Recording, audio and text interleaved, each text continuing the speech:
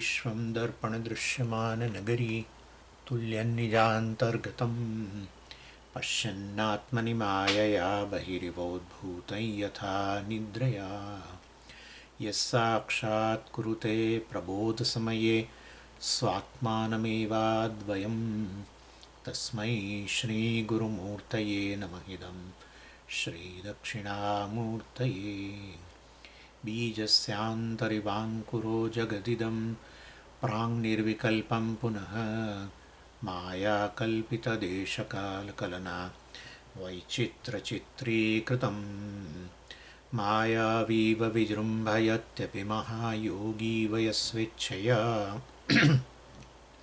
तस्मै श्रीगुरुमूर्तये नमः इदं श्रीदक्षिणामूर्तये तस्मै श्रीगुरुमूर्तये नमः इदं श्रीदक्षिणामूर्तये। ॐ सहना भवतु सहनौ भुनक्तु सह वीर्यङ्करवावहै तेजस्विनावधीतमस्तु मा विद्विषावहै।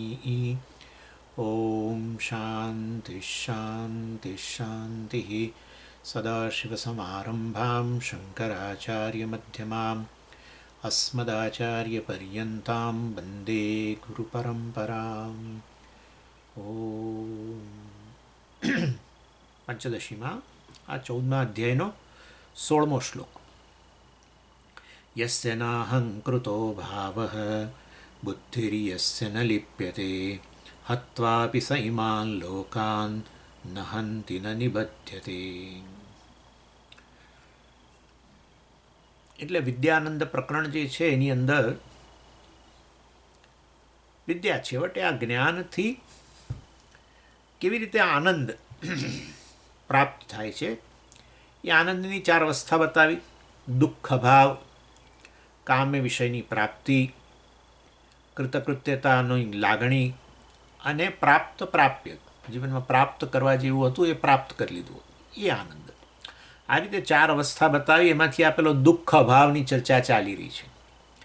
દુઃખને શાસ્ત્રમાં જ્વરા પણ કહી અને એના માટે બૃહદારણ્યક ઉપનિષદનું વાક્ય કોટ કર્યું અને પછી એને સમજાવ્યું. બરાબર. આત્માનમ ચેત વિજાનીયાત અયમસ્મીતિ પુરુષ કિમિચ્છન કસ્ય કામાય શરીરમ અનુસંજ્વરેત. આત્માનમ વિજાનીયાત ચેત. જો આ શરત છે, જીવનમાં આનંદની પ્રાપ્તિ કરવી હોય તો બીજું કશું કરવાની જરૂર નથી. આત્માને જાણી લો, કારણ કે આત્મા આનંદ સ્વરૂપ છે જ. આત્મા એટલે હું, તમારી અને વસ્તુ વચ્ચે કોઈ વ્યવધાન ન હોય એવી એક જ વસ્તુ છે અને એ છે આત્મા. બાકી બધી વસ્તુ વચ્ચે વ્યવધાન એટલે ગેપ. તમારાથી અન્ય હોય એ વસ્તુ એ પ્રાપ્તિનો વિષય વગેરે બને. આ તો પ્રાપ્ત છે. આત્મા પ્રાપ્ત છે. આત્મા એટલે હું તો પ્રાપ્ત જ છું. એ વિષયના ખોટા ખ્યાલને લીધે આ દુઃખનો અનુભવ કરી રહ્યા છીએ. એટલે વિદ્યાનંદની અંદર બતાવે છે આત્મજ્ઞાનથી, આત્મવિદ્યા તે આત્માનમ વિજાનીયાત. કેવી રીતે? અયમ અસ્મિ ઇતિ પુરુષ વિજાનીયાત. પુરુષ આત્માનમ વિજાનીયાત. પુરુષ એટલે આ સાધક આત્માને જાણે તો અયમ અસ્મિ ઇતિ, હું આ છું, આનંદ સ્વરૂપ છું, સચ્ચિદાનંદ છું વગેરે. તો કિમ ઇચ્છન કસ્ય કામાય, શેની ઈચ્છા કરીને, મતલબ કયા ભોગ્ય વિષયની. કસ્ય કામાય, કયા ભોગતા માટે. શરીરમ અનુસંજ્વરેત, શરીરની પાછળ, આ 3 શરીરોની પાછળ જે છે એ શરીરોની પીડાને કારણે પીડાય, પછી દુઃખ ઉત્પન્ન કરે, શોક ઉત્પન્ન થાય ન થાય. કારણ કે 3 શરીરોથી પોતે વિલક્ષણ છે એ સમજી ગયો છે. માટે શરીરોમાં તો જ્વરા રહે અને જોઈ કઈ પ્રકારની જ્વરા. શરીરો તો મર્યાદિત જ છે, દુઃખને અધીન છે, પ્રારબ્ધને અધીન છે વગેરે વગેરે. સ્થૂળ શરીર, સૂક્ષ્મ શરીરને કારણ શરીરમાં બધી વાસનાઓ વગેરે અવિદ્યા. એનીવે, એટલે આ રીતે ખરેખર આ વ્યક્તિ મુક્ત બન્યો છે. એટલે પોતે કરતા ભોગતા નથી એ રીતે જાણે છે.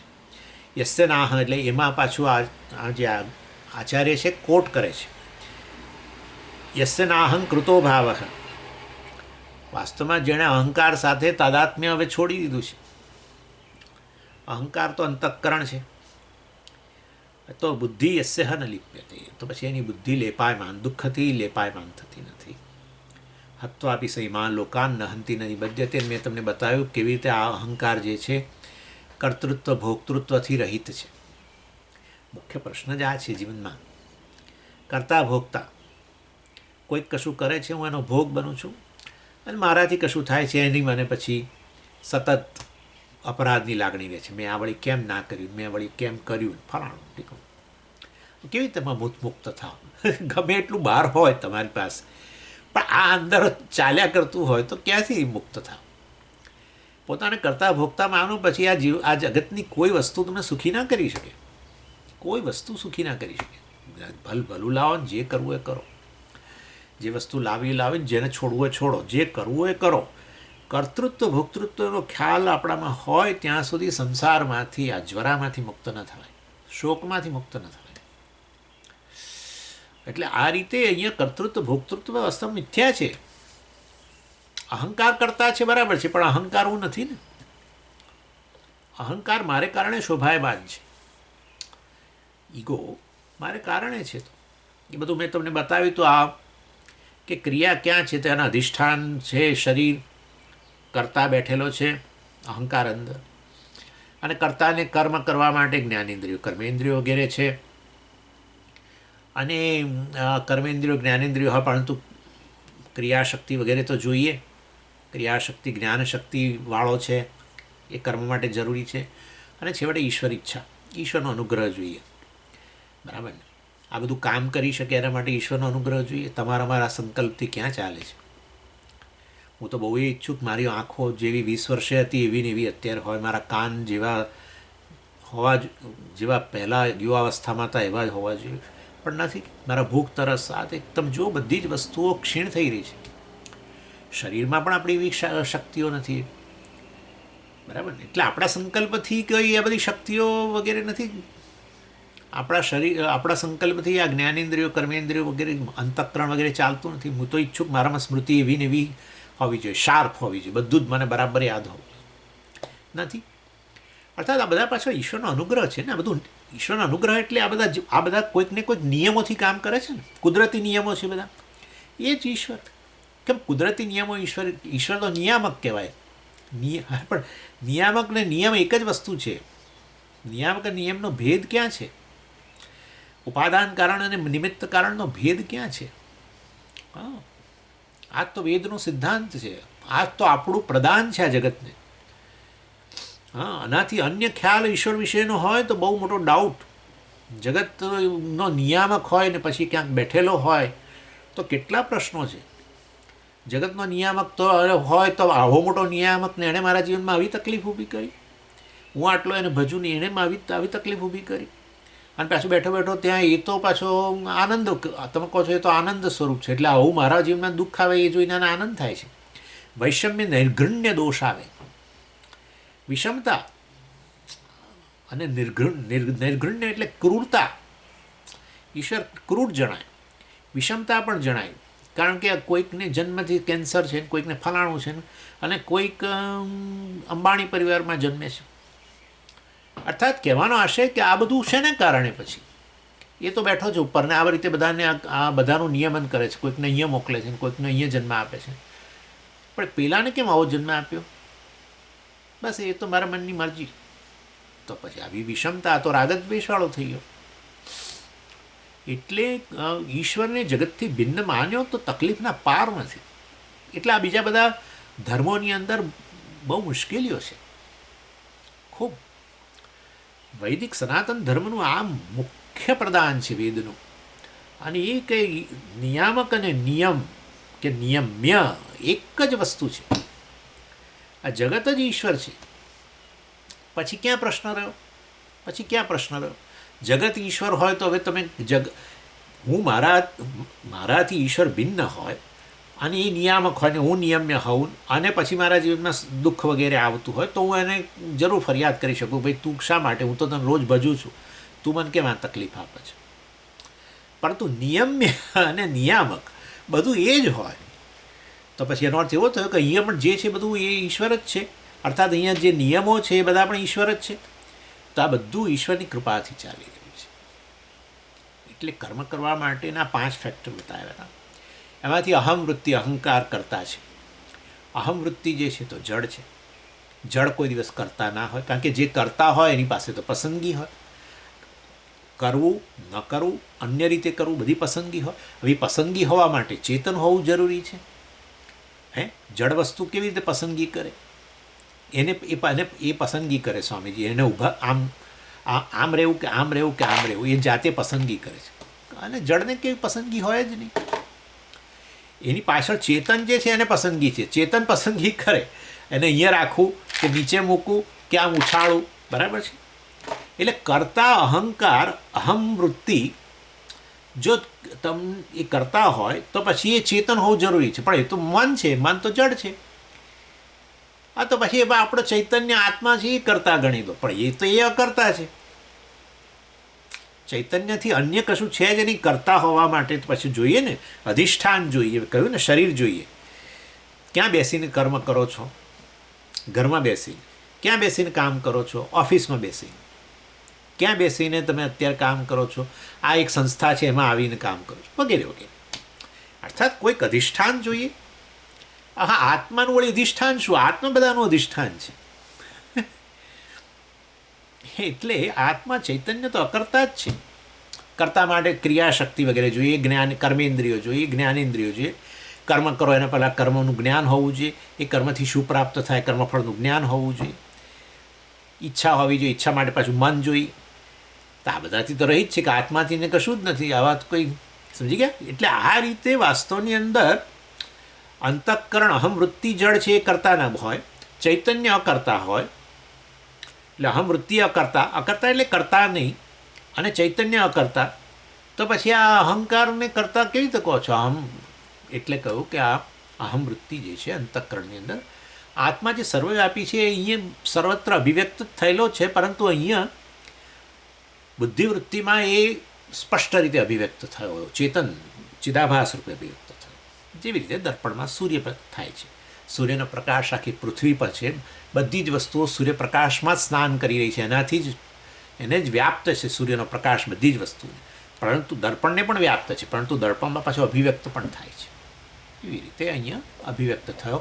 એને કારણે ચિદાભાસ અને અહમવૃત્તિ ચિદાભાસથી યુક્ત થઈ. અહમવૃત્તિ ચેતનવંતી બની અને એ ચિદાભાસ થકી અહંકાર કરતા જણાય છે. ચેતન કરતા કહો તો બરાબર છે, પણ એ ચિદાભાસ આ રીતે કરતા છે. તો અહમવૃત્તિ ચિદાભાસને છૂટાવી તો ન પડે ને. સૂર્યનું પ્રતિબિંબ અને દર્પણને કેવી રીતે છૂટા પાડશો? સૂર્ય તો વિલક્ષણ જ છે દર્પણથી, પણ સૂર્ય પ્રતિબિંબના દર્પણને કેવી રીતે છૂટા પાડશો? એવી રીતે અહમવૃત્તિ દર્પણ છે, એની અંદર આ સૂર્યનું પ્રતિબિંબ જેમ પડે છે એવી રીતે આત્મા પ્રતિબિંબિત થાય છે. જેમ ચિદાભાસ કહો, ચૈતન્યનું પ્રતિબિંબ કહો, એ ચિદાભાસ જ વાસ્તવની અંદર અહમવૃત્તિ થકી કરતા છે. એટલે કરતા આભાસિત છે, સાચે સાચ આત્મા કરતા નથી. આવું જે જાણે એની બુદ્ધિ લેપાયમાન થતી નથી. શું દુઃખથી કરતાને કારણે પોતાને કરતા માને તો પછી કેટલું તકલીફ. વિચારો, આમ કર્યું તેમ ન કર્યું ને આમ બોલ્યો ને તેમ ન બોલ્યો, પેલું કહ્યું ને આ નહોતું કહેવા જેવું ને આ ફલાણું ટીકણું, કેટલું બધું. અહીં નહોતું જવા જેવું, હું ક્યાં ગયો વળી ત્યાં, ને આમ ને તે ફલાણું, આવું બધું જાત જાતનું. જેટલી જેટલી ક્રિયાઓ થાય એના થકી, અને એ ક્રિયાઓ કરો કોઈ કર્મફળ પ્રાપ્તિ માટે તોય તકલીફ થાય. અજમપુરે જ આપણે તો ઈચ્છિત હોય આપણને કર્મ મળે એને અનુરૂપ જ કર્મ કરીએ. ઈચ્છિત કર્મફળ મળે એના માટે જ કરીએ. ઈચ્છિત કર્મફળ મળવું ના મળવું એ તો બધું ઈશ્વરને અધીન છે ભાઈ. આપણે કંઈ થોડું દરેક વખતે ઈચ્છિત કર્મફળ, આપણી શક્તિઓ મર્યાદિત છે, જ્ઞાન મર્યાદિત છે. એના થકી જે કર્મ થતું હોય, આવી અલ્પતામાંથી જે કર્મ જન્મતું હોય, એ હંમેશા ઈચ્છિત ફળ ન જ આપે. એ તો બહુ હકીકત છે, સમજી શકાય, સામાન્ય સમજ, કોમન સેન્સનો સવાલ છે. અને કર્મ જે કર્યું એ તો જગતમાં આપણે કર્યું, પરંતુ કર્મના નિયમો જે એ કર્મ વાસ્તવમાં કર્મફળ જે નિયમોથી ઉત્પન્ન કરે, નિયમોનું નામ તો આ ઈશ્વર છે, મેં હમણાં કહ્યું. એટલે ફળ આપનારો ઈશ્વર જ છે, બરાબર. કર્મણી એવ તવ અધિકાર મા ફલેશું ભગવાને કહ્યું. એટલે વાસ્તવની અંદર કર્મફળ ઈચ્છિત આવે કે ના આવે, ન આવે ત્યાં સુધી અજંપો, આવ્યા પછી એ યોગ્ય ન હોય તો પાછું પોતાની નિષ્ફળતાની લાગણી. વિચાર કરતા તરીકે કેટલી મુશ્કેલીઓ છે. અને પાછું આપણને પાછો પસ્તાવો થાય કે મેં આટલો ખોટો સમય આની પાછળ બરબાદ કર્યો, મેં આને બદલે આમ કર્યું હોત તો સારું હતું, પેલું કર્યું હોત તો સારું હતું. આમ ઇન શોર્ટ સંસાર જ્વરા, આ જ્વરા છે આપણી અનુજ્વરા કહો. એટલે અંતઃકરણમાં આવું બધું ઉત્પન્ન થાય, એ અહંકાર એનાથી ખરડાયેલો છે, બરાબર છે, પણ હું તો ચૈતન્ય છું, સાક્ષી છું અહંકારનો, આપણે જોઈએ છે નૈષ્કર્મ. અને એ દ્રષ્ટિએ જે આવું જાણે છે કે હું તો અકર્તા છું, યસ્ય બુદ્ધિ, એની બુદ્ધિ, એવા જ્ઞાનીની બુદ્ધિ લેપાયમાન થતી નથી. અર્થાત આ રીતે એ આને કોઈ આસક્તિ હોતી નથી, કારણ કે કરતા જ નથી તો પછી કર્મફળ માટેની આસક્તિ ક્યાંથી હોય? કરતા હોય તો કર્મ હોય, ને કર્મ હોય તો કર્મફળ પ્રત્યેની આસક્તિ હોય. કરતા જ નથી ને પછી તો પ્રશ્ન જ ક્યાં છે? જો તમે કરતા માનો તો કરતા માનીને જે કરો એ કર્મ, ને એ કર્મ પાછું બધું કંઈક થોડા પથ્થર ઉછાળવાનું કામ કરો છો, પથ્થર એક એક લઈને પાછા આમ પાણીમાં નાખીએ છીએ, એવું કર્મ? ના, અમે તો અમુક જ પ્રકારનું કામ કરીએ છીએ. કેમ? કયા પ્રકારનું કામ કરો છો? અમારે આ વસ્તુ જોઈએ છે, એના માટે જે કર્મ કરવું જોઈએ એ કરીએ છીએ, બરાબર છે. એટલે કર્મફળની આસક્તિ છે, ને આસક્તિ તમને પજવે, બરાબર પજવે. આપણને બીજું કોઈ પજવતું નથી, આપણી આસક્તિ પજવતી હોય છે. આટલું ટૂંકમાં હું તમને કહી દઉં, વધારે બહુ વિસ્તાર ન કરી શકું, તમે સમજો છો. આપણી આસક્તિ પજવે જ્યાં પણ હોઈએ ત્યાં, જે પરિસ્થિતિમાં હોઈએ ત્યાં આ રીતે આસક્ત થયા તો પજવશે જ. જગત જવાબદાર જરાય નથી. આપણે જગતને જવાબદાર કહીએ છીએ, જગત જરાય જવાબદાર નથી. આપણું અજ્ઞાન ને આપણી એ બધી ગૂંચવાડો ને એમાંથી ઉત્પન્ન થતી આ આસક્તિને, કર્તૃત્વ ગૂંચવાડો, છ નહીં કરતા ને કરતા કરો, અને પછી એનાથી કર્મ કર્યું, કર્મ પાછું યોગ્ય કર્મફળ માટે કર્યું, ને એ કર્મફળ માટે આસક્તિ હતી, ફલાણું ઢીકણું, એ ન આવ્યું તો નિષ્ફળતા, આવ્યું તો સફળતા, ને એમાંથી પછી અભિમાન ને ફલાણું. તમે વિચારો ક્યાં જઈને અટક્યા? એમાં કયા પૈસા ને કઈ આપણી નામનાઓ ને કઈ લાગવગ ને શું કામ કરે? એમાં કશું કામ ન કરે. જોઈ લો, સહેજ ખુલ્લી આંખ રાખીને જગતમાં જોઈ લો, ચારે બાજુ મેળવેલું, આવું બધું મેળવેલું હોય છતાં આ બધાથી પરેશાન થઈ ગયેલા હોય એવા કરોડો લોકો આજુબાજુ છે તમારી, જોઈ લો. એટલે આપણે જીવનમાં અત્યાર સુધી કરતા માનીને જે ભૂલ કરી છે, આ કરતા માનીએ છીએ, એના થકી કેટલું શોષવું પડ્યું છે. જરાક નજર કરો પાછળ. પરીક્ષા લોકાન કર્મચિતાન બ્રાહ્મણ નિર્વેદ માયાત નાસ્તિ અકૃત કૃતેન. પરીક્ષા આપો, થોડી પરીક્ષા આપો જીવનમાં કે ભાઈ ખરેખર આપણે જે મેળવેલું છે કરતા માનીને કર્મ કરીને, જે તે કર્મફળની ઈચ્છા રાખીને કર્મો કર્યા, એને અનુરૂપ કેટલુંક આવ્યું, કેટલુંક ન આવ્યું, આ તે બધું, પણ છેવટનો સરવાળો શું છે? કેટલું શોષવું પડ્યું છે, શોષવું જ પડ્યું છે. દરેકને પોતાના જીવન, કોઈ આ જગતમાં જન્મેલો વ્યક્તિ જે પોતાને કરતા માનતો હોય, જે જીવ, એ ક્યારેય એણે સહન ન કરવું પડે એવું બન્યું નથી. અને તમારા ધ્યાનમાં કોઈ આવે, કોઈ ઇતિહાસની કોઈ વસ્તુ, તો મને જરા સહેજ જણાવજો. એટલે યસ્ય બુદ્ધિ ન લિપ્યતે, ભગવાને કહ્યું, ભગવદ્ ગીતામાંથી છે. અને આ વ્યક્તિ, આ એક જ વ્યક્તિ છે જેને લિપ્યતે, લેપાયમાન થતો નથી, કારણ કે આસક્તિ જ નથી ને, ફળની આસક્તિ જ નથી, કર્તૃત્વનું અભિમાન જ નથી. એટલે આ કર્તૃત્વ અભિમાન એ લેપ ગણો, ફળની આસક્તિ લેપ ગણો, મુક્ત કર્મ કરતો જણાય. કેટલું આપણા જ્ઞાનીઓ, આપણા શંકરાચાર્ય માની કેટલું કરતા જણાય છે, પણ ક્યાંય લેપાયમાન નથી. ફળ તો ઈશ્વરની મરજીથી આવે છે, પ્રસાદ ઈશ્વર આપે, પ્રસાદ જે આપે એ પ્રસાદ, ઇનફેક્ટ જે આપે પ્રસાદ. એટલે દરેક વખતે ઈચ્છિત કર્મફળ મળે, ઈચ્છિત પ્રસાદ નથી મળતો. કોઈક જગ્યાએ ચણાની દાળ મળી જાય, કોઈક જગ્યાએ લાડુ પેલો મળે તિરુપતિનો, અને કોઈ જગ્યાએ મમરા મળે, બધું મળે.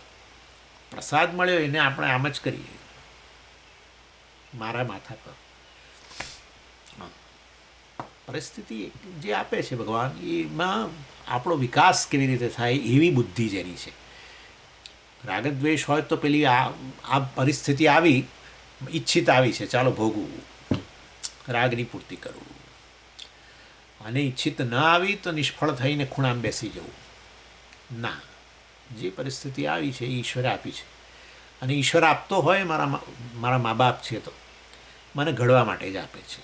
ચોકલેટ આપે દીકરાને તો પણ એ દીકરાને ખુશ કરવા માટે, અને ચોકલેટ ક્યારેક ન આપે તો એ દીકરાના હિત માટે જ. બંને વસ્તુ હોય. મા બાપને ખબર છે દીકરાનું હિત કે દીકરીનું હિત શેમાં છે, માટે એણે આપેલી વસ્તુ યોગ્ય જ છે. ચાલો એનીવે, એટલે આ રીતે જેણે સ્વરૂપ જ્ઞાન પ્રાપ્ત કર્યું એને કર્તૃત્વ ભાવ જ જતો રહ્યો.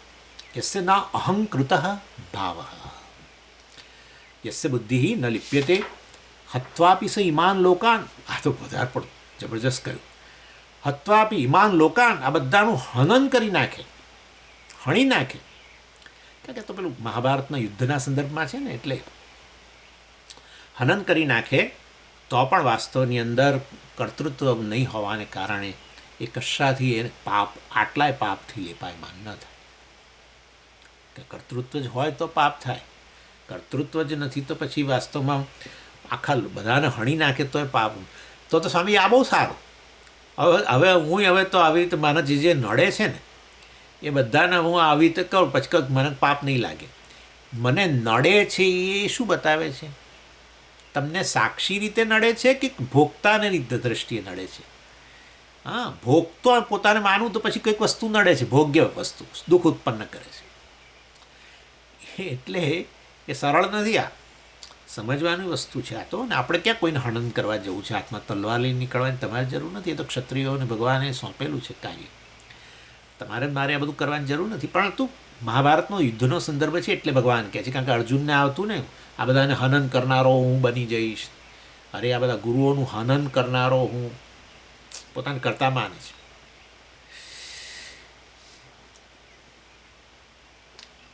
નહંતી ને નિબધ્યતે, બોલો નહંતી એ મારવાવાળો નથી, આટલા બધાને માર્યા છતાંય મારવાવાળો એ મારવાવાળો નથી. ન નિબધ્યતે, અને એને કોઈ આગામી કર્મફળ પાપના રૂપમાં એને આવવાનું નથી. ભગવાન કહે છે આ તો. હા ભાઈ, હું નથી કહેતો, ભગવાન ખુદ કહે છે. જે કર્મફળ દાતા છે એ ખુદ કહે છે.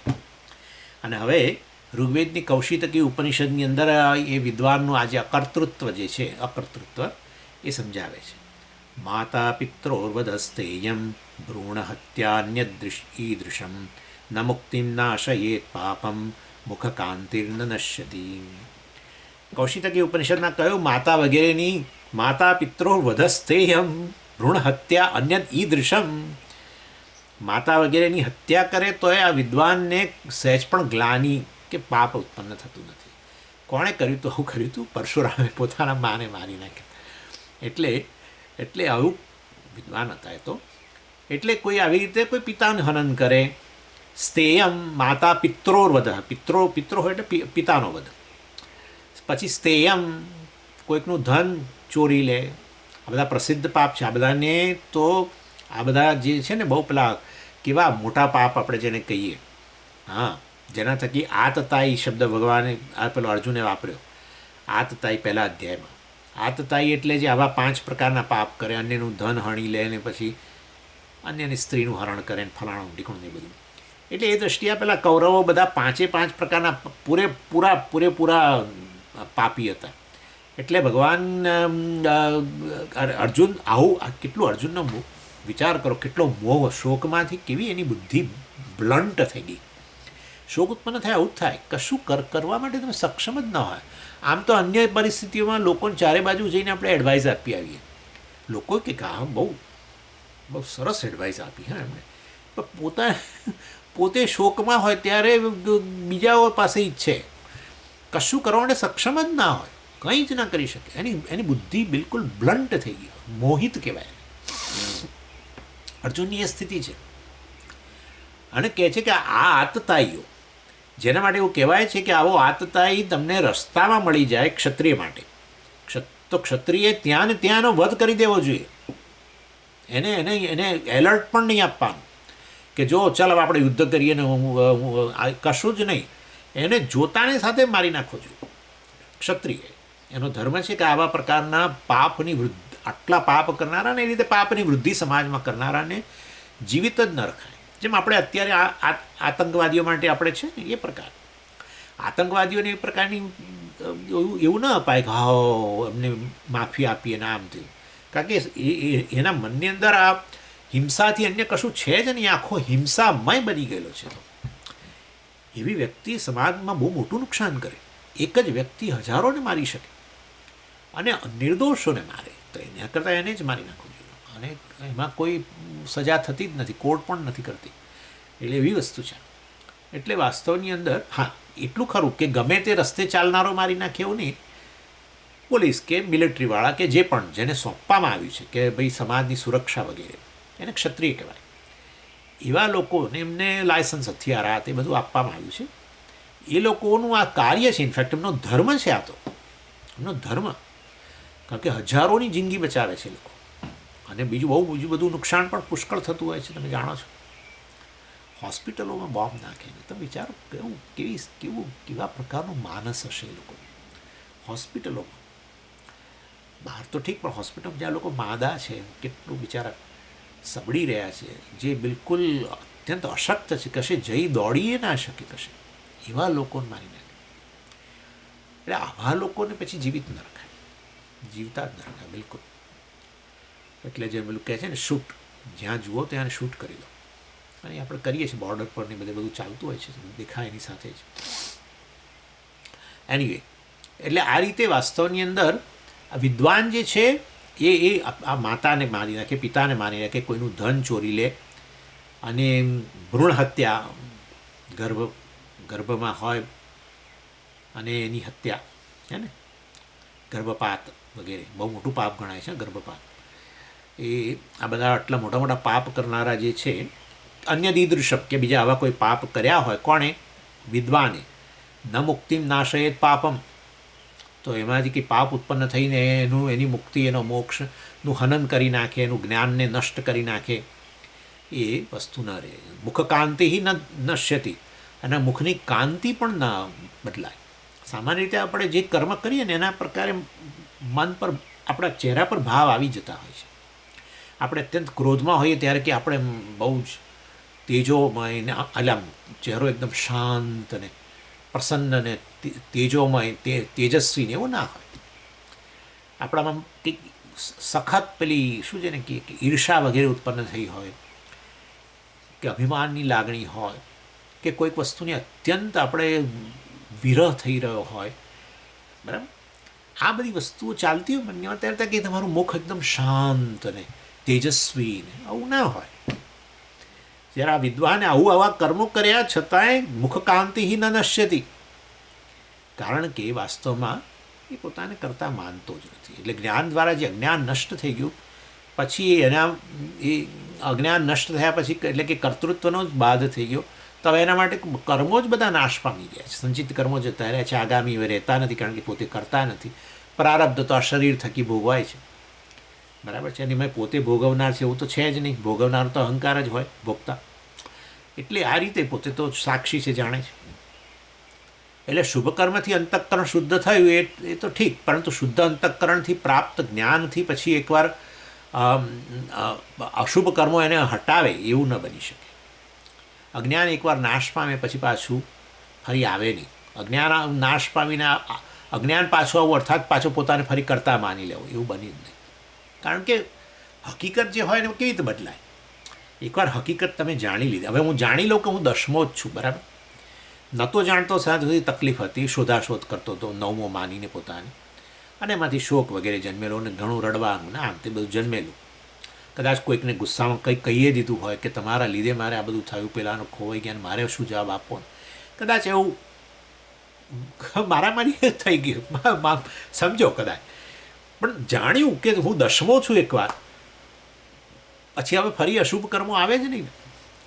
દસમો હવે એ કેવી રીતે પાછું જતું રહે? હું દસમો છું, એકવાર જ્ઞાન થયા પછી વળી પાછું એ જતું રહે, વળી અજ્ઞાન આવે, વળી પોતાને નવમો માનવા માંડે, અને વળી આ બધું ફરી પાછું આ મારામારીને અંતે રડારોળ આવે, બધું ના આવે. બસ એવું છે. એકવાર અજ્ઞાન નષ્ટ થયું આત્મવિષયક, પછી પાછું ફરી અજ્ઞાન આવે ને પછી કર્તૃત્વ ભાવ ને એમાંથી અશુભ કર્મોથી પાછું લેપાય માને એવું કશું બને. એટલે પાપ કર્મ જે હોય થી ચિંતા પણ આવે. પાપ જેવા પ્રકાર, એટલે આ પાછું છે કે આપણા અંતઃકરણમાં કેવી વૃત્તિ ઉત્પન્ન થાય, એ આપણે વાત થઈ હતી ને, એ આપણા પ્રારબ્ધને આધારે ઉત્પન્ન થાય. જ્ઞાનીમાં ઉત્પન્ન થાય, કારણ કે પેલું શરીરનું તો પ્રારબ્ધ છે, અહંકારનું તો છે જ પ્રારબ્ધ. ભૂતકાળના કર્મો કરેલા છે એના થકી આ શરીર મળ્યું છે, અને એના શરીર થકી જે ભોગવવાનું છે એ શરૂઆત થઈ ચૂકી છે. તો બરાબર, એટલે એ દ્રષ્ટિએ વાસ્તવની અંદર એના અંતઃકરણમાં આવું રજોગુણ તમો, આપણે મેં કરી જ છે વાત તમને, રજોગુણ તમોગુણને એના કારણે અમુક પ્રકારના ભાવ આવે, અને ક્યારેક એવું દેખાય કે એના ચહેરા પર આવું છે, પરંતુ ખરેખર વાસ્તવની અંદર પોતાને સાક્ષી રૂપે જાણતો હોવાને કારણે એ આમાંથી તરત જ નીકળી જાય.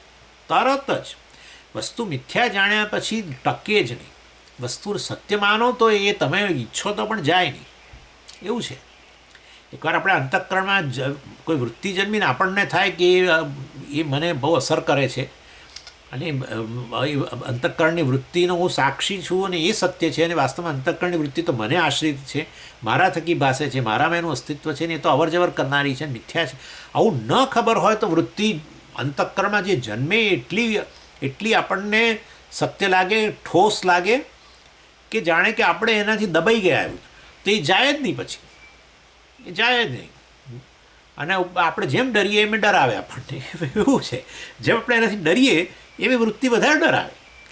પણ તમે એ વૃત્તિ તરફ ધ્યાન જ ના આપતા તો મિથ્યા વસ્તુ છે. મિથ્યા વસ્તુ એને જ કહેવાય જે શૂન્ય ન હોય પરંતુ આવે ને જાય, અનુભવાય ખરું પણ સાચું ન હોય. આવું જેને સ્પષ્ટ થઈ ગયું હોય એને શું નડે? બોલો તમે, શું નડે? જે આવ્યું આવ્યું, જે ગયું એ ગયું, બસ. એટલે આ રીતે સાક્ષી રૂપે જે સ્થિત હોય એને વાસ્તવમાં કોઈ પ્રકારની ચિંતા ના હોય, એને કશે જવાનું ના હોય.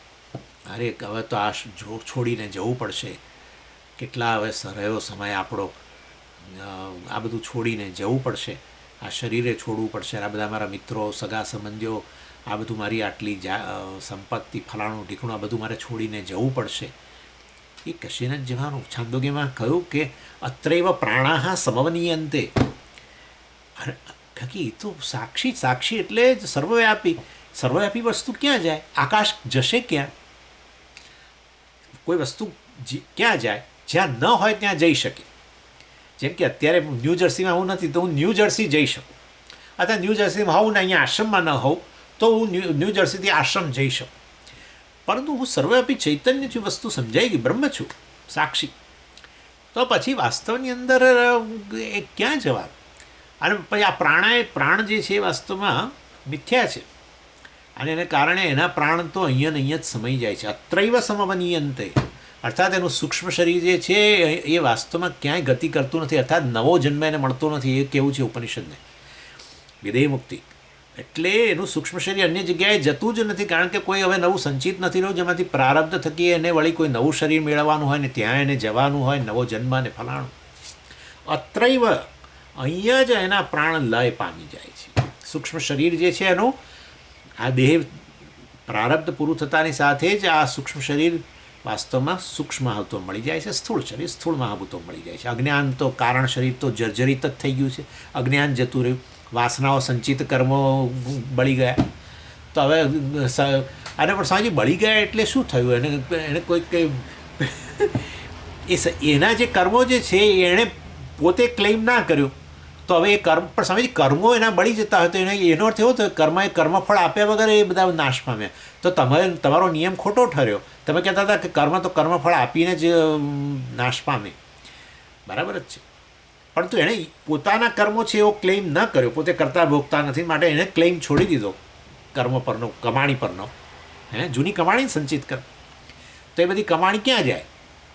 સરકાર લઈ લે છે ને બેંકમાંથી. બેંકમાં કોઈ ક્લેમન્ટ ના આવે તો બેંકનો થોડા વર્ષો પછી બધું જતું રહે સરકારી તિજોરીમાં.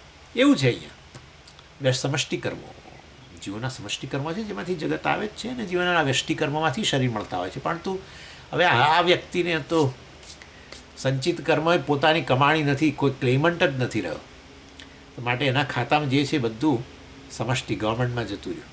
એટલે વાસ્તવની અંદર એટલે એને કોઈ નવો જન્મ એ અત્રૈવ સમવનીયંતે, અહીંયા જ સમય ગયા. કારણ શરીરે જર્જરિત હતું, કર્મો તો મળી ગયા પેલામાં, અજ્ઞાન તો નાશ પામ્યું છે,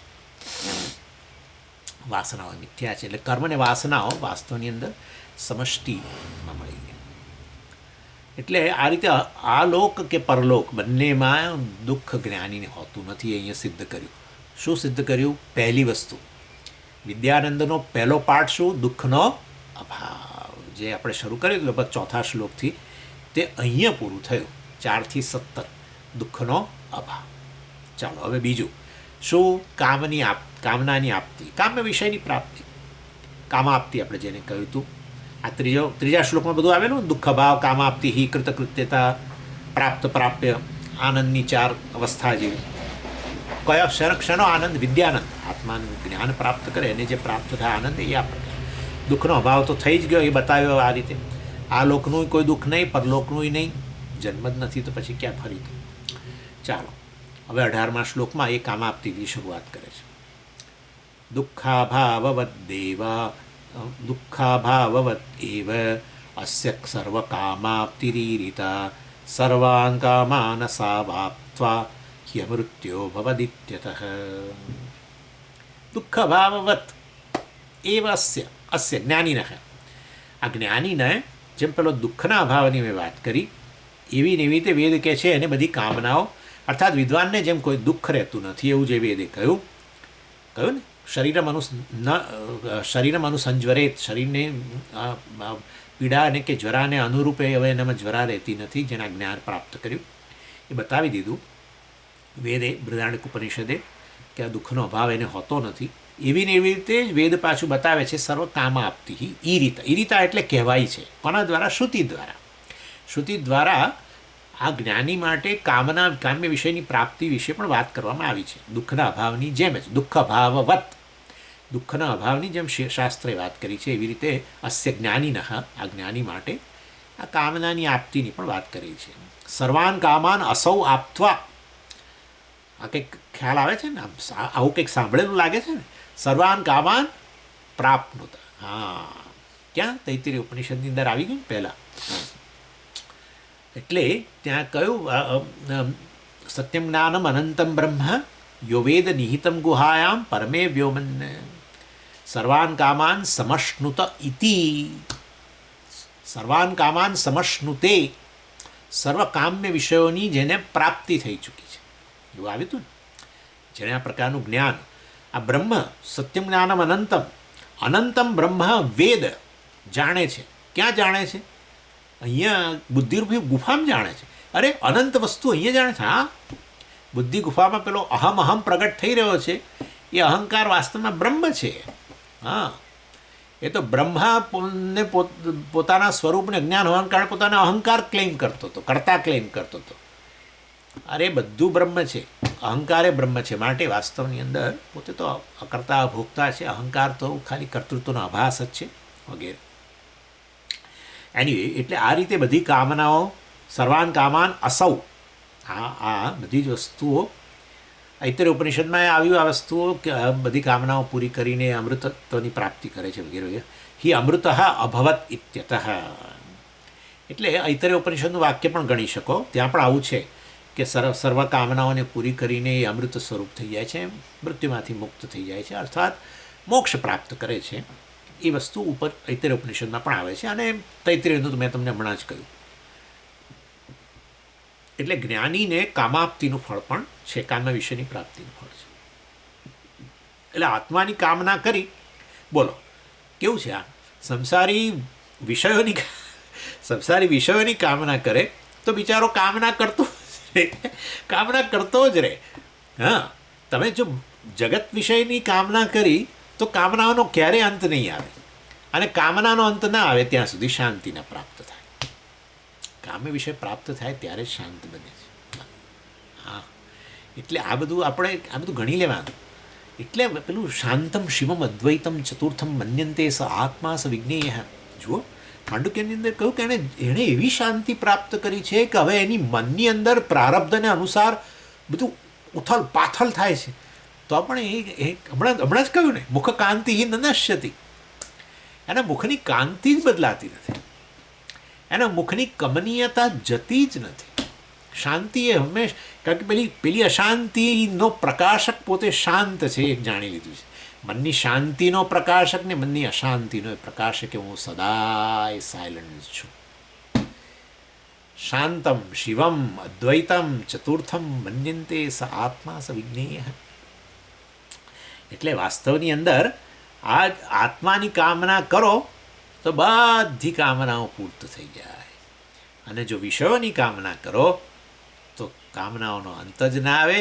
એમાં કેટલી કામનાઓ પૂરી ન થાય. જે પૂરી ના થાય ને એ અંદર રહીને રાક્ષસી વૃત્તિ ધારણ કરે. જે કામનાઓ તમારી તીવ્ર હોય અને તમે પૂરી ન કરી શક્યા એ ભારેલા અગ્નિ જેવી બેઠેલી હોય છે અંદર. ભારેલો અગ્નિ ખાલી કોઈક આવીને ફૂ કરે એટલું જ જરૂર હોય છે. જે પેલો બહાર ભપકે પછી પેલાને થાય કે આ કેમ આટલો બધો ગુસ્સો કરે છે મારા પર, કોઈ દિવસ નહીં ને આવી રીતે ગુસ્સો કેમ કરે છે, મેં તો કંઈ બગાડ્યું નથી. પેલું અંદર કામ ઈચ્છા પૂરી ન થાય, તીવ્ર હોય તીવ્ર ઈચ્છા. સામાન્ય કેટલીક ઈચ્છાઓ આપણી પૂરી નથી થતી, ચિંતા નહીં.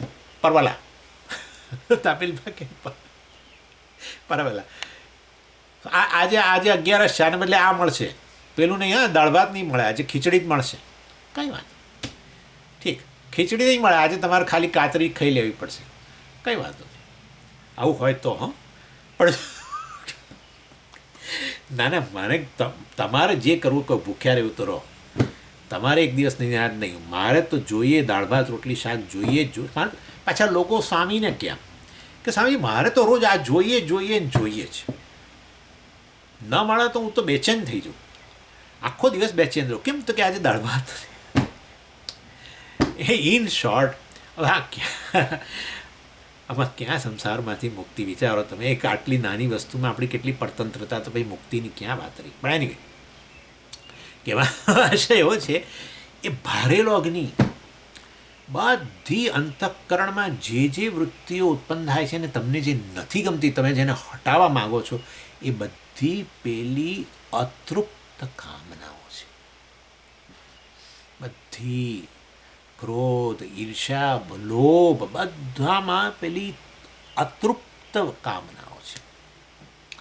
તૃપ્ત કામનાઓ વળી કામનાને જન્મ આપે છે એટલે લોભ, પરંતુ અતૃપ્ત કામનાઓમાંથી ઈર્ષા આવે. અતૃપ્ત રહી હોય તો નિષ્ફળતા, અતૃપ્ત રહી હોય તો ક્રોધ પણ થાય કોઈના પ્રકારના કારણે ના મળ્યું વગેરે વગેરે. બધું શરીર અંતઃકરણમાં જે ઉત્પન્ન થાય છે, આપણે જેને અપરિપક્વતા કહીએ લાગણીની, એ બીજું કશું નથી, ભારેલો અગ્નિ, અતૃપ્ત કામનાઓ બધી. એટલે વિશ્વની કામના કરશો તો આવું વારે વારે સહન કરવું પડશે. જો આત્માની કામના કરશો તો આ બધી કામનાઓ સર્વાન કામાન સમશ્નુત, કારણ કે જે કંઈ છે એનો સાર વાસ્તવમાં આત્મા જ છે.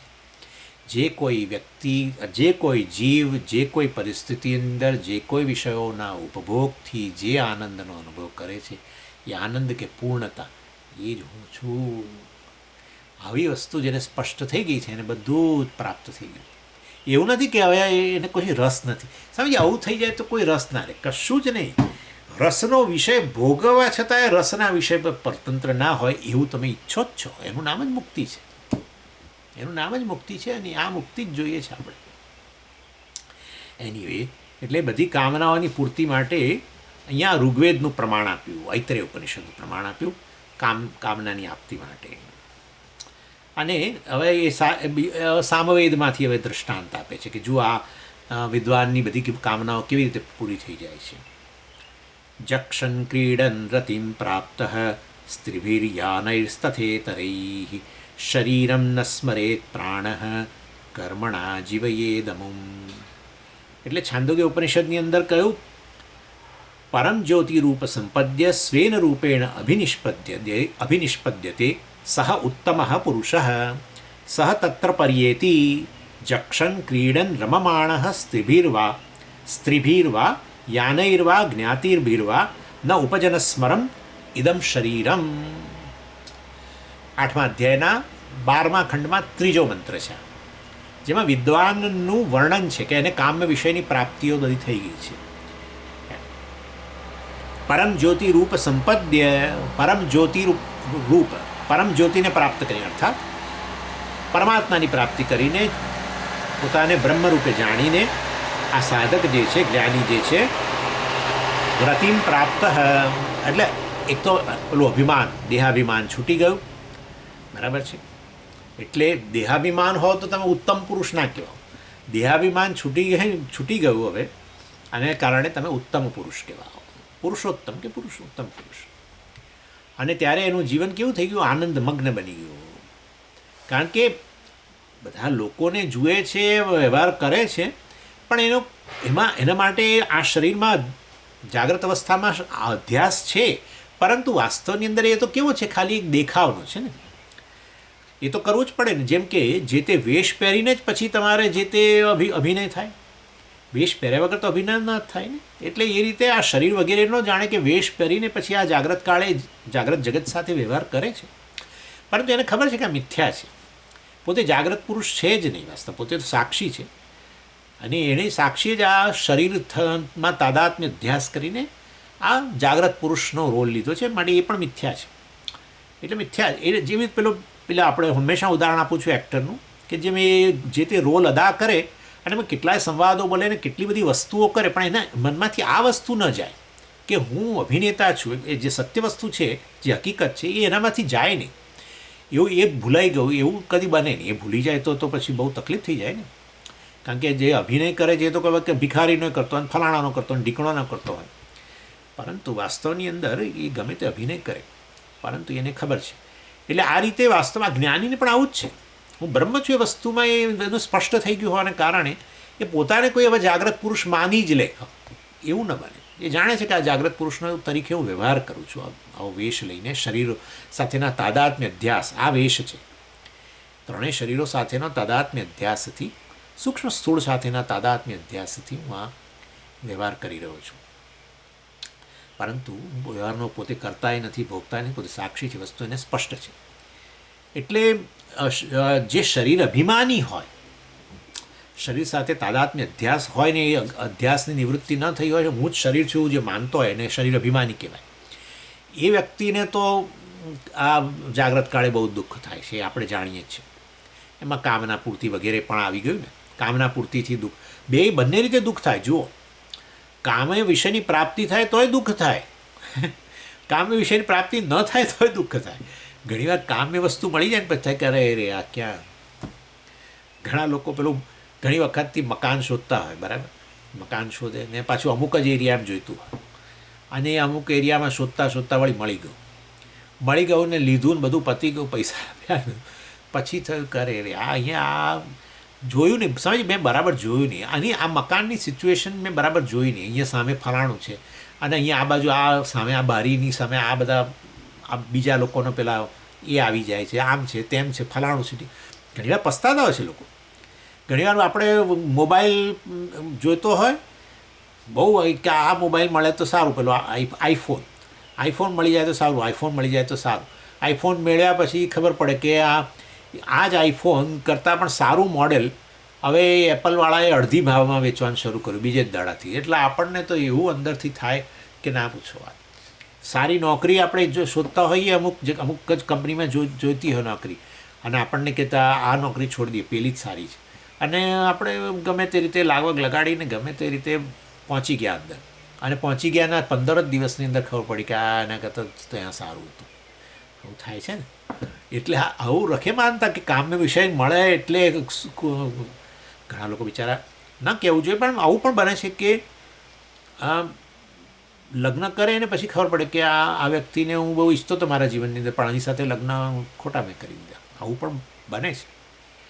એટલે જસ્ટ એક્ઝામ્પલ તરીકે, તમને કશું કહેવાનો આશય નથી મારો, પણ આવું બને છે ને કે ઘણીવાર ઈચ્છિત વ્યક્તિ આપણને એમ કે આ વ્યક્તિ સાથે શું સુખી થઈશ, અને લગ્ન થઈ ગયા. લગ્ન થયા પછી મહિનામાં ખબર પડે કે અરે રે આ ખોટું થઈ ગયું, હવે તો આ જીવનભરનું આમ તેમ ફલાણું, એને પછી બહુ પસ્તાતા હોય છે. આવું બધું થાય. એટલે શરીર અભિમાની કોને આ બધું થાય? સાક્ષી. સાક્ષી નહીં ભાઈ, જે પોતાને જીવ માને છે, જાગ્રત પુરુષ માને છે, વ્યક્તિ માને છે, શરીર અભિમાનને કારણે એને કામ્ય વિષયની પ્રાપ્તિ કે અપ્રાપ્તિથી દુઃખ ઉત્પન્ન થાય. જ્યારે આ વ્યક્તિ શરીરનું અભિમાન જ જેને છૂટી ગયું છે, એને તો કામ્ય વિષયની પ્રાપ્તિની જરૂર નથી. કામ્ય વિષય પ્રાપ્ત જ થઈ ગયો છે, એ વાત કહેવાની છે. અને માટે તો સદાય આનંદમાં જ છે. અને કદાચ કોઈ પ્રોજેક્ટ હાથમાં લીધો હોય અને પ્રોજેક્ટ અનુસાર એનીમાં કામના હોય કે ભાઈ આ વસ્તુ ધર્મનો પ્રચાર કરવો છે ને આ તે બધું, એ કામના હોય, એના માટે કંઈક ઊભું કરે, બરાબર, અને એના માટે પ્રચાર ને આનો વૈદિક ધર્મને ટકાવવા માટે, સમજો, આચાર્ય જેમ કરે ને, કેટલા આચાર્ય ઘણો બધા પ્રોજેક્ટ હાથમાં લઈને કરે કામ, પરંતુ અને એમાં આ કામ ના હોય કે આ પ્રકારે ધર્મનો પ્રચાર થાય, રક્ષણ થાય, ફલાણું ન થાય એ પ્રમાણે, તો કંઈ પોતાને નિષ્ફળ ના માને, જે કર્તૃત્વ જ નથી એને. એનીવે, એટલે આનંદ તો એ પોતાનો સ્વભાવ છે અને એમાં એ સ્થિર રહે છે, કારણ કે એ કેવી રીતે જતું રહે કે હું પૂર્ણ છું. આનંદ, જ્યાં જ્યાં આનંદ દેખાય છે ત્યાં પૂર્ણતા છે, એટલું તો નક્કી છે. જ્યાં જ્યાં આનંદ છે ત્યાં અધૂરપ નથી, એટલું તો નક્કી. જે પણ ક્ષણે જે પણ વ્યક્તિ આનંદમાં હોય ત્યારે એ શેનો અનુભવ કરે, પૂર્ણતાનો કે અધૂરપનો? પૂર્ણતાનો. અધૂરપ લાગતી હોય, ઉણપ લાગતી હોય તો ક્યાં સવાલ છે? અલ્પતા લાગતી હોય, ઉણપ લાગતી હોય, લઘુતા લાગતી હોય, એવી સભાનતા હોય આપણા વિશે, તો પછી આનંદ ક્યાંથી હોય? એટલે જ્યારે પણ આનંદ પ્રાપ્ત કરીએ ત્યારે એટલું એ જે તે થોડી ક્ષણ માટે મુક્ત તો બનીએ છીએ. એટલે છે પૂર્ણતા જ, એ પૂર્ણતાની અભિવ્યક્તિને જ આનંદ કહેવામાં આવે છે. એટલે અનંતમ બ્રહ્મ કે અથવા આનંદમ બ્રહ્મ કે એક જ વસ્તુ છે. હા, આપણને એમ કે અનંત અને આનંદ જુદી વસ્તુ છે. ના ના ના, એ અનંતતા કે પૂર્ણતા, અનંત એટલે પૂર્ણતાનો અનુભવ બધાને છે, કારણ કે બધા બ્રહ્મ જ છે ખરેખર. પરંતુ એ કોઈકને જ્ઞાન છે, બીજાને જ્ઞાન નથી, આટલું છે. જેને જ્ઞાન છે, ખબર છે કે વાસ્તવમાં આનંદના વિષયો થકી જે આનંદ પ્રાપ્ત થાય છે તો હું જ છું, માટે આનંદના કામનાના વિષયો બધા પ્રાપ્ત થઈ ગયા છે. એવી વ્યક્તિને કામનાની પૂર્તિ થાય કે ન થાય એનામાં દુઃખ ઉત્પન્ન ન થાય. શરીર અભિમાની વ્યક્તિ જે હોય, પોતાની વ્યક્તિ માનતો હોય, ઉણપવાળો માનતો હોય, અધૂરપવાળો, તો અધૂરપની લાગણી રહેવાની જ છે. એને ઈચ્છાનો વિષય, કામનાનો વિષય પ્રાપ્ત થાય તો જ આનંદ થાય. અને એમાં આવું બને કે પ્રાપ્ત થાય તો દુઃખ પણ થઈ શકે, અર્થાત એ સુખ દુઃખને અધીન રહે એ રીતે, અને દુઃખ પણ એને રહેતું હોય છે. અને બીજું બધું આવે, મેં તમને કહી દીધું ઓલરેડી. કામના પૂર્તિ ન થાય તો શું થાય એ મેં તમને ઓલરેડી કહી દીધું. એને સંસાર કહેવાય બધું. એમાંથી આ મુક્ત બની ગયું. મોક્ષ એટલે આ પ્રકારની મુક્ત બની ગયેલી વ્યક્તિ. એટલે આ સાક્ષી માટે તો બધી ઉપાધિ, બધી શરીર વગેરે કલ્પિત જ છે ને, એટલે કોઈ એમાં કોઈ વિશેષતા નથી. અને એવી વ્યક્તિ શું જક્ષન ક્રીડન રતિમ પ્રાપ્ત સ્ત્રીભિઃ યાનૈઃ તથા ઇતરૈઃ. જક્ષન કંઈક ખાતો હોય, ક્રીડન કંઈ વિહાર કરતો હોય, રતિમ પ્રાપ્ત સ્ત્રીભિઃ રતિમ પ્રાપ્ત સ્ત્રીઓ સાથે રતિ કરતો હોય, અર્થાત એ લોકોની આસપાસ પણ, અથવા સ્ત્રીઓ એની આસપાસ પણ હોય, પરંતુ પેલું શરીરનું તાદાત્મ્ય નથી ને, એટલે પછી બીજું કશું અંદર બીજો વિકાર ન હોય. કારણ જાણે છે કે વાસ્તવમાં આ બધી ઉપાધિઓ થકી વ્યવહાર કરનારો જે છે એ હું જ છું. વાસ્તવમાં એક જ આત્મા છે, એક જ ચૈતન્ય છે, જે અનેક અંતઃકરણો થકી, અનેક અહંકાર થકી આ રીતે વ્યવહાર કરું છું, પણ તે તો મિથ્યા છે. વાસ્તવમાં હું બિંબ, ચેતન સાક્ષી છું, આ તો બધા પ્રતિબિંબ છે વગેરે આ રીતે. ચાલો આગળ પછી ચર્ચા કરીશું. ઓમ પૂર્ણમદ પૂર્ણમિદમ પૂર્ણાત પૂર્ણમુદચ્યતે પૂર્ણસ્ય પૂર્ણમાદાય પૂર્ણમેવાવશિષ્યતે. ઓમ શાંતિ શાંતિ શાંતિ. હરિ ઓમ શ્રી ગુરુભ્યો નમઃ. હરિ ઓમ.